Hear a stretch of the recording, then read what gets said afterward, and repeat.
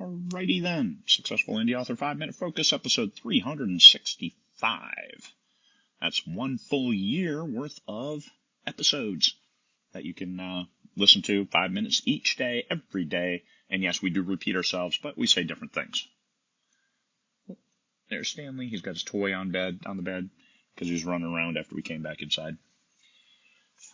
Alrighty then. The big question, 365 episodes, 1 year's worth, and we're going to end with about the way we started. Why do you want to be an author? Everyone wants to be an author until it comes time to do author stuff, because authoring is hard. Sitting down at your computer and churning away. If you're efficient with your time, a full-length novel, 60, 70,000 words, is about 80 hours of typing time. Give or take. Everybody's different, but let's look at that as a paradigm. 70,000 words, 80 hours, give or take. So 80 hours of focused writing time. Usually that could take, for full-time authors like me, that might take a month. For other authors, that might take 2 years or longer.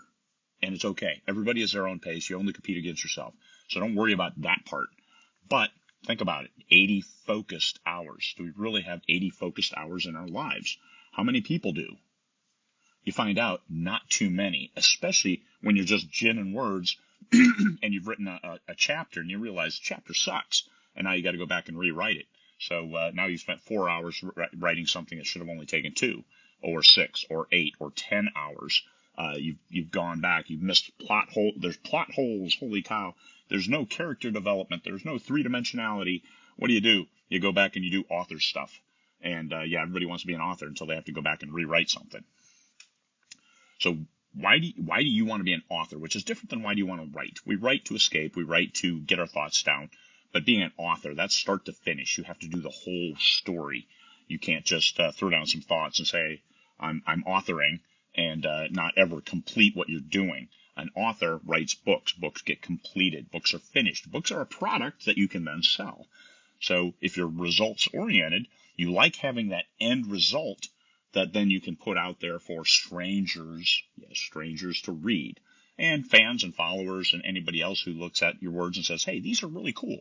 So that's results-oriented. You have to have product. Doing just one book nowadays isn't going to be too fruitful. It could be, but it takes a lot of marketing. Then you're a marketer every bit as much and even more than an author, because you wrote one book. You spent 80 hours writing a book, and now you're spending hundreds of hours trying to market that one book. What would you rather do? I'd rather spend 80 hours writing another book and spend 10 hours marketing, and then give them another book on top of that, another book on top of that, and then all of a sudden it's a snowball rolling downhill, gathering mass and getting bigger and bigger with the fans. And that has been my secret to success over the last 6 years. So, and actually tomorrow is my 6-year anniversary of publication, of my very first publication. And I had 3 books written when I published my first book. So anyway, you can't find that book anymore because I had to unpublish it because I sold it to a traditional publishing house, and that became 4 books, and now that's out there earning money. I don't even remember that it's there. That's what happens. Are you enraptured by craft? There are people who love the flowing prose. Every word has to be perfect, and that's fine. There's an audience for those, and if that's what drives you, then let it drive you. Every word flowing, but make sure you finish. That's the thing with being an author, is you write complete stories, get them done. Professional authors can have something to sell, so you don't always have all these snippets and pieces of scenes. That's cool, but then go back to the first thing. Authoring, everybody wants to be an author until it comes time to do author stuff, which is write transitions, which is write scenes, which is rewrite stuff, which is go from start to finish, tell the whole story. Whether you are results-oriented or craft-oriented, you're an entertainer and you're an artist and you entertain. You entertain. If you write nonfiction, you educate. So, because that's what teachers do. So you're the teacher, entertainer. You might be both.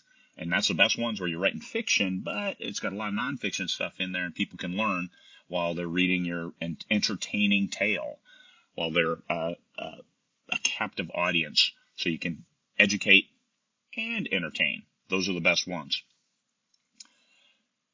Everyone hits a low spot in their author career. And so when darkness falls, what will keep driving you? What is going to keep you moving forward as an author, as opposed to throwing it in and saying, this isn't for me? Everybody has to make that decision. And sometimes it comes monthly. Oh my God, look at these sales. I better go back to the day job, or I better look for a second job. I better do something else. You get a bunch of 1-star reviews in a row. I've gotten a bunch of 1-star reviews on my best-selling book lately. And that tells me just that our marketing campaign has reached a little wide, and we've drug in a couple readers who this wasn't their cup of tea. So and they were really bizarre. So it was no big deal. It's no impact. It doesn't affect, after 1,200 reviews, it doesn't affect anything. But still, it's looking at it and say, geez, you think I wrote a bad book when I didn't. This is a good book. A lot of people really liked it, and it sold really, really, really, really, really well. So no, you can ignore those. But early in your career, it's hard to look at that and say, oh my God, am I entertaining? Am I doing anything other than annoying people? Don't annoy people. You're an artist. You're going to improve over time. Even Michelangelo, look at all those sketches he did, trying to improve his craft to the point where when he did put it down on paper, it was a nice piece of work. So there you are. Why do you want to be an author?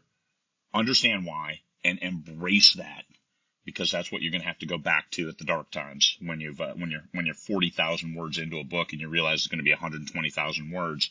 Geez, I'm only a third of the way done, and it's going to seem like forever until you can get it finished. But it's not. You keep plugging away a little at a time each day, and you'll get there. But you're still looking at it and say, do I want to keep going? And then you reach back, find what really drove you in the first place, embrace that, and then go there. All right. There we go. 365 episodes. And for leap years, well, we'll have an episode tomorrow too. Peace, fellow humans.